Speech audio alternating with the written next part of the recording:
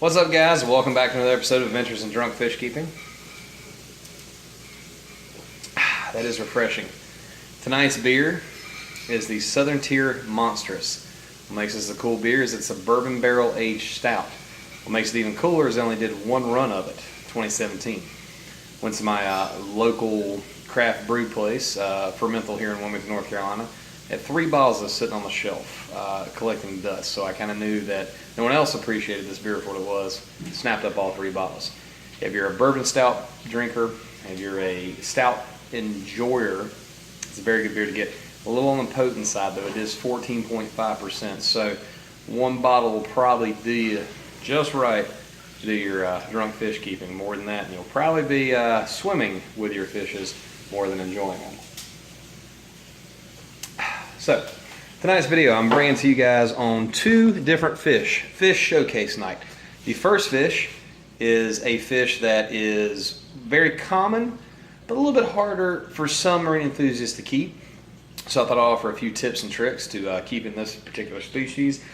The other one is, I won't say a rare fish, but it's one you don't see as much in the aquarium hobby. So I thought I'd do a little showcase on it just because it's one of my more favorite kind of quirky little fish to keep.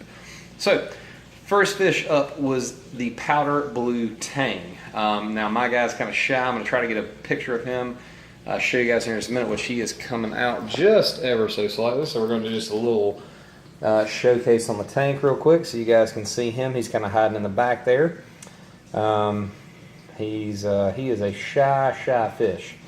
Hopefully we'll come out here in just a second where everybody can see him. There he is. There he is. And actually, that's the other showcase of the night. Down there is the dragon goby. So there is the powder blue. And you guys can see, gorgeous fish, gorgeous coloration. Just hiding back here a little bit, doing his thing. So, what makes the powder blue, such a cool fish is that, one, the coloration is gorgeous. They have a beautiful, beautiful dusty blue color. They're going to have a light coloration on the bottom. It's going to go towards more white. Actually, he's out. I got to show you guys. It's probably the only side by side you'll see of him because it's the only time he's actually going to come out. I think he's scared of the phone almost. So as you can see, these guys have a light blue body, white cheek to jawline with black. Now he is hiding good tonight. With that bright yellow on top, very vivid, very beautiful, bright fish. What makes these a cool tang in general to keep, one is the coloration, their activity level, and 2, they don't get too huge. These guys only get about 9 inches in the wild. So in your aquarium settings, you're going to see, at least in the most mature individuals that are well kept, 9 inches, but most of your species aren't going to get that big unless you're in a bigger system with older fish. So a couple things. One, I would not keep these guys in anything smaller than a 120, a 5-foot long 120, not a deep, but a long. They swim, they move constantly. My guy never stops until it's time for the lights to dim down and to go to bed. A very rewarding fish to keep. One of the things with tangs in general, I think, is people a lot of times don't feed them correctly.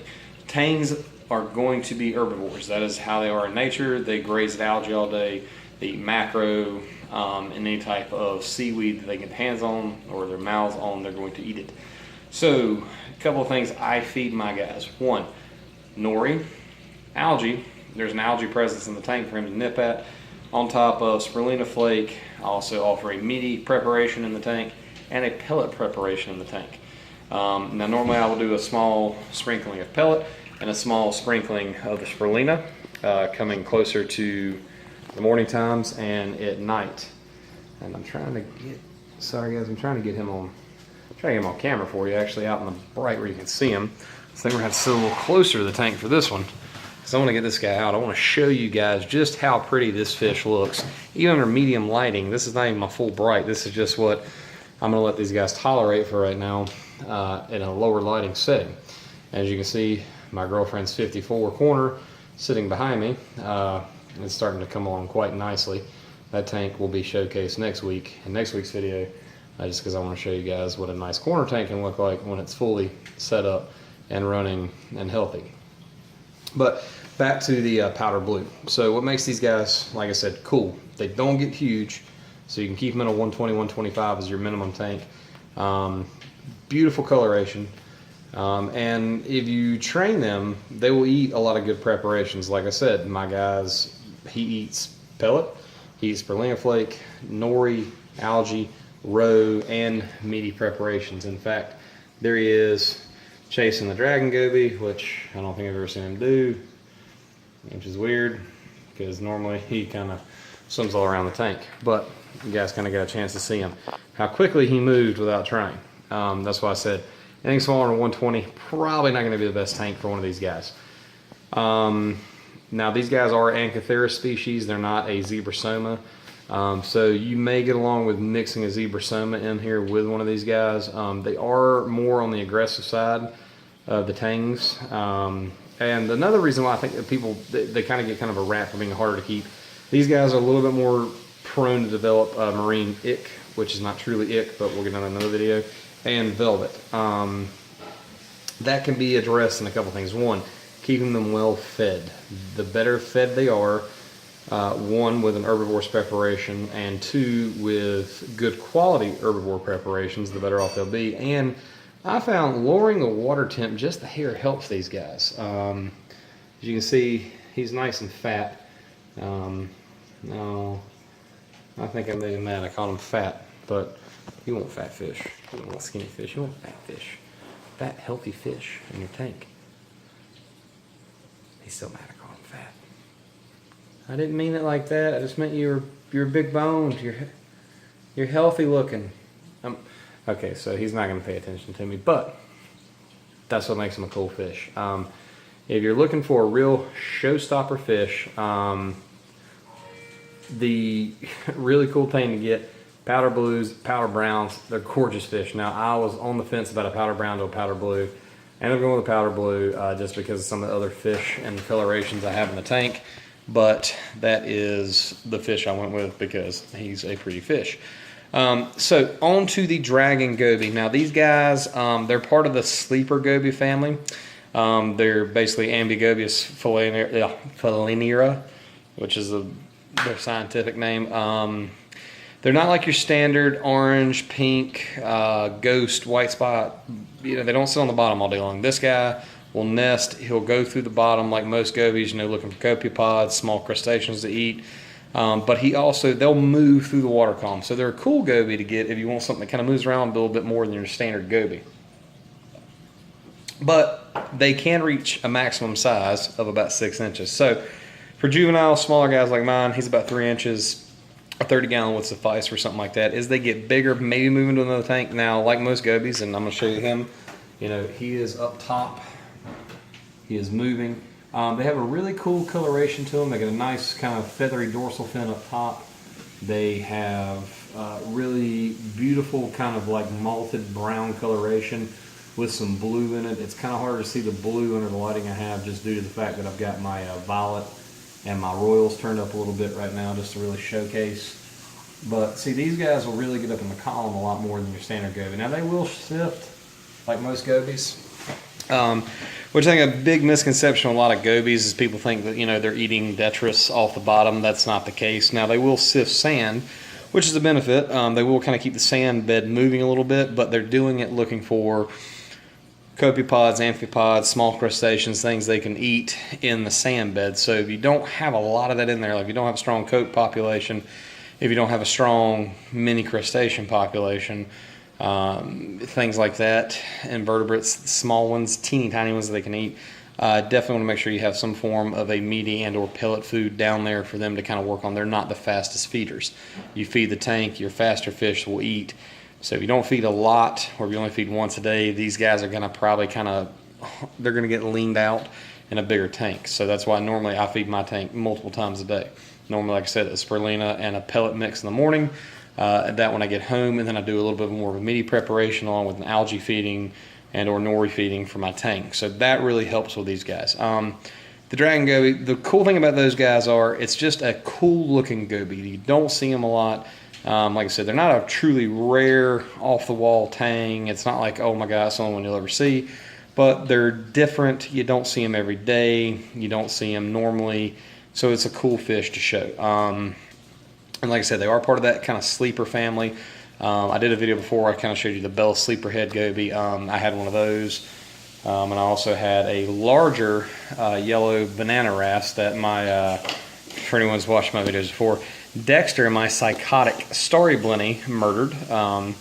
So I had to remove Dexter, which he went to another home. Don't know who was unlucky enough to get him, because I took him back to my local LFS and they had to put a tag on him to describe how absolutely aggressive he was. I think he ended up in a predator tank where he was a little more put in line, shall we say. But generally speaking, you know, your blennies don't go psychotic like that. So the last Bella I had was killed, and the Bella I had after that didn't do so hot. And I think it's because Bellas in general, even though they're gorgeous fish, they're, I think, a much deep water fish, and I don't think a 120 was enough for that fish. So after having one that was killed, I tried another one. He was healthy for about 2 weeks and he didn't last. I think he's more, I just think that fish is not going to be suitable for a tank of my size, so I'm not keeping him anymore. The dragon I've had great luck with. I've had him for over a month now. He's doing well. He's eating. He's got his own nest over in the corner. One more point to bring up about when you're dealing with tangs in general, and this is a point I want to bring up. You do want to have rock work that supports, one, movement, and two, you want to have rock work that supports hiding. So if you can see, and you don't have to model your rock, you know, your rock work exactly after mine, but if you see, I have multiple archways throughout the tank that are all kind of interconnected.